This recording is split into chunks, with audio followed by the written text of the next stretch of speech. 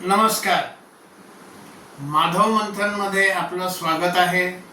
मी Madhav Ghangurde. Chhava cinema देशभर चालायला लागला आणि संभाजी महाराजांच्या शौर्याची गाथा ही देशभरात लोकांना माहिती पडायला लागली. युवकांना त्यामुळे प्रेरणा मिळायला लागली आणि तो सिनेमा हिंदीत असल्यामुळे हे देशभर घडलं. पण महाराष्ट्रामध्ये या सिनेमामुळे आणखीन एक गोष्ट घडली, ती म्हणजे अनाजी पंतांच्या नावाने जे नॅरेटिव्ह उभं केलं होतं गद्दार म्हणून, हे नॅरेटिव्ह कोसळायला लागलं. कारण गद्दारी कोणी केली, शंभू राजांना कोणी पकडून दिलं, हे या छावा सिनेमामध्ये स्पष्टपणे दाखवलेलं आहे. आणि त्यामुळे अनाजी पंतांना केंद्रीभूत करून निर्माण केलेलं नॅरेटिव्ह हे कोसळायला लागलं. मग आता दुसरं काहीतरी नॅरेटिव्ह निर्माण केलं पाहिजे. अनाजी पंतांचं केलेलं नॅरेटिव्ह सगळं मुसळकेरात गेलं आणि म्हणून दुसरं नॅरेटिव्ह असं सुरू झालं की औरंगजेबानं मनुस्मृतीमध्ये जसं सांगितलंय तशा पद्धतीनं संभाजी महाराजांचे अत्याचार केले, त्यांचा छळ केला आणि त्यांची हत्या केली, असं एक नॅरेटिव्ह सुरू केलं की मुळामध्ये ती हत्या मनुस्मृतीमध्ये सांगितल्याप्रमाणे केले, म्हणजे पुन्हा मनुस्मृतीला जबाबदार धरायचं, असा हा प्रकार सुरू झाला. आणि मग त्यामुळे काँग्रेसचे नेते हुसेन दलवाई यांनी देखील एके ठिकाणी तसं म्हणून टाकलं. हुसेन दलवाईनं जेव्हा याच्यावर विचारलं की मनुस्मृतीमध्ये कुठे म्हटलंय, कुठल्या अध्यायात म्हटलंय, कुठल्या श्लोकात म्हटलंय कशा पद्धतीने मारायचं, तेव्हा मग हुसेन दलवाईने आपले हात वर केले, स्वतःवरची जबाबदारी झिडकारली आणि स्वतःला इतिहास तज्ञ समजणाऱ्या श्रीमंत कोकाटेंचं नाव सांगितलं की त्यांनी असं म्हटलंय, त्या आधाराने मी म्हणतोय. मग श्रीमंत कोकाटेंना विचारलं की मनुस्मृतीच्या आधाराने संभाजी महाराजांवर अत्याचार केले गेले, कुठे आहे असं मनुस्मृतीमध्ये? आता श्रीमंत कोकाटेंची झाली पंचायत. मग त्यांनी असं म्हटलं, नाही मी मनुस्मृती वगैरे वाचली नाहीये, मी माझ्या अंदाजाने, तर्काने, लॉजिकने हे मनुस्मृतीमुळे झालं असं म्हटलेलं आहे. म्हणजे कुठलाही आधार नाही. बरं, मनुस्मृतीच्या प्रती उपलब्ध नाही आहेत का? उपलब्ध आहेत. मग जे तुम्हाला तर्काने मनुस्मृती वाचलं ते पडताळून बघायला नको का? पण हे स्वतःला मोठे इतिहासकार समजतात ना, त्यामुळे कागदपत्र पडताळून बघायची गरजच आहे ना वाटत नाही. यांचा तर्क म्हणजे इतिहास. आता हे जेव्हा पुढे आलं तेव्हा हे मनुस्मृतीमुळे त्याला त्यांचा अत्याचार केला गेला त्यांच्यावर, हे देखील लॉजिक, हे देखील जो सगळा नॅरेटिव्ह सेट करणं सुरू होतं तो देखील कोसळला. अशाच प्रकारे आणखीन काही इतिहासातले खोटे दाखले देऊन, खोटा इतिहास लिहून काही नॅरेटिव्ह निर्माण करण्याचा प्रयत्न हा झालेला आहे, होत असतो. त्यातलं एक उदाहरण आहे ते फातिमा शेख. आणि त्याचा आधार काय? तर सावित्रीबाईंनी महात्मा फुलेंना एक पत्र लिहिलेलं आहे आणि त्याच्यामध्ये एक वाक्य आहे. ते वाक्य असं आहे की आता फातिमा आलेली आहे आणि ती राहील असे वाटते. एका वाक्यातला फातिमा हा एक शब्द, याच्यावरून पूर्ण एक काल्पनिक पात्र हे लोक उभं करू शकतात. बघा किती सृजनशीलता आहे यांची. सुताला धरून स्वर्ग गाठणे म्हणतात ते यालाच. आता ही फातिमा आता राहणार आहे, मग ते राहून करणार काय?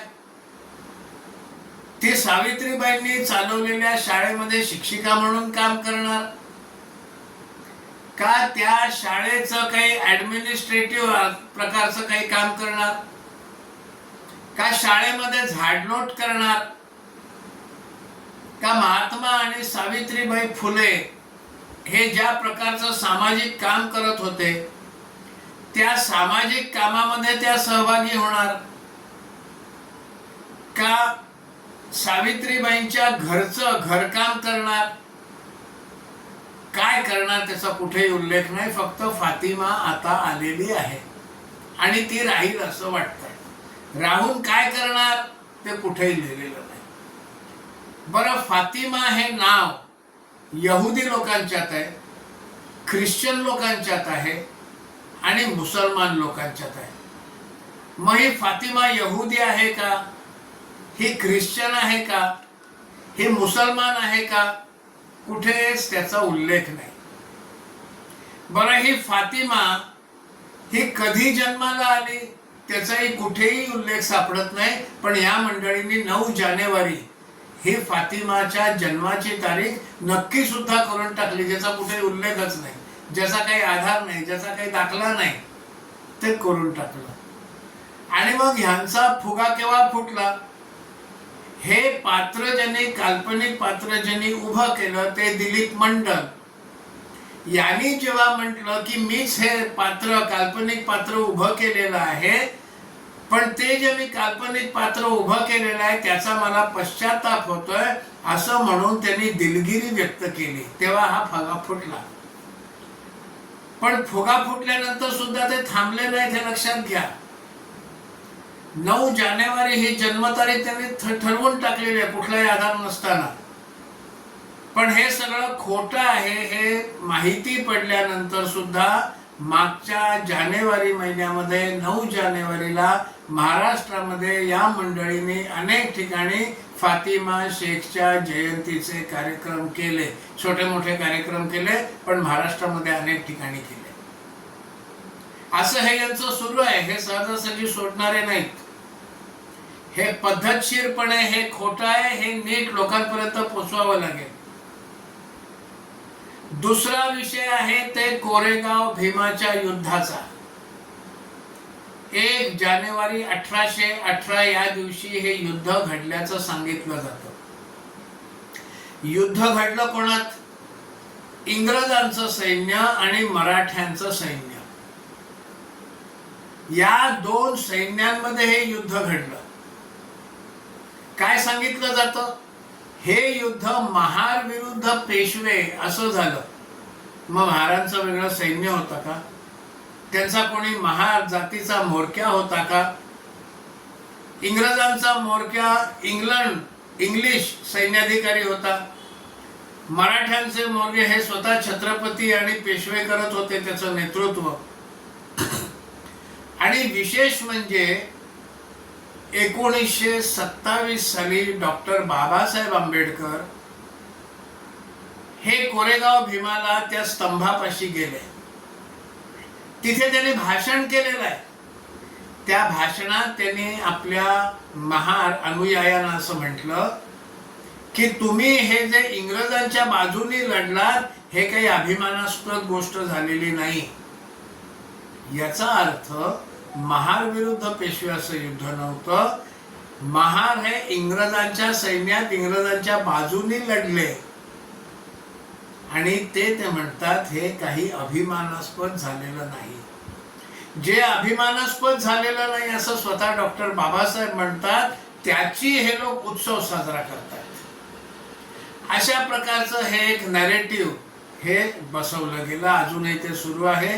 हेही केव्हा तरी एकदा व्यवस्थितपणे, पद्धतशीरपणे कसं खोटं पसरवलं जात आहे हे लोकांपर्यंत न्यावं लागेल. बरं, इथे संपत नाही. आता नवीन वाद सुरू केलाय ते शिवाजी महाराजांचं इमानदार कुत्रा श्वान यांनी शिवाजी महाराजांना अग्नी दिल्यानंतर त्या चितेवर या श्वानानं आपल्या स्वामी भक्ती इमानदारीच्या पायी त्यांनीही त्या अग्नीमध्ये उडी घेतली आणि शिवाजी महाराजांच्या चितेवर त्यांनी आपला प्राणत्याग केला. आणि म्हणून त्या श्वानाची देखील तिथे समाधी बनवलेली आहे. आता त्या श्वानाच्या अस्तित्वावरच प्रश्नचिन्ह लावण्याचा कार्यक्रम सुरू झालेला आहे. म्हणजे आणखीन एक नवीन वाद, चर्चेचा विषय हा सुरू झालेला आहे. आणि गेल्या 2 दिवसापासून महान राजपूत योद्धा राणा संगा, ज्या राणा संगानं इब्राहिम लोधीला परास्त केलं, त्याला पार अफगाणिस्तान तुर्कस्तानच्या पलीकडे पिटाळून लावलं, त्या राणा संघानं म्हणे त्यानं बाबराला बोलावलं. हे एक नवीन खोटं सुरू झालेलं आहे. असे खोटे नॅरेटिव्ह देत राहणं आणि हिंदू समाजाच्या मनामध्ये गोंधळ निर्माण करणं, हिंदू समाजात जाती जातींमध्ये विभाजन निर्माण करणं, असा हा सगळा खेळ सुरू आहे. हिंदू समाजानं याच्या पुढच्या काळात अत्यंत सावध राहायला पाहिजे. इतिहास म्हणून जे ही सगळी मंडळी चुकीचं नॅरेटिव्हच्या माध्यमातून सांगत असतात, त्यातलं खरं किती खोटं किती हे पडताळून पाहण्याची वेळ आलेली आहे. हा विषय आपल्या समोर मांडलेला आहे. आपल्याला हा विषय पटला असेल तर आणि पटला नसेल तरी सुद्धा आपला अभिप्राय हा या व्हिडिओच्या कमेंट बॉक्समध्ये नक्की कळवा. जर हा विषय आपल्याला पटला असेल, आवडला असेल तर कृपा करून शेअर करा, म्हणजे अधिक लोकांना हा ऐकायला मिळेल. आणि चॅनेल सबस्क्राईब करा ही विनंती. खूप खूप धन्यवाद.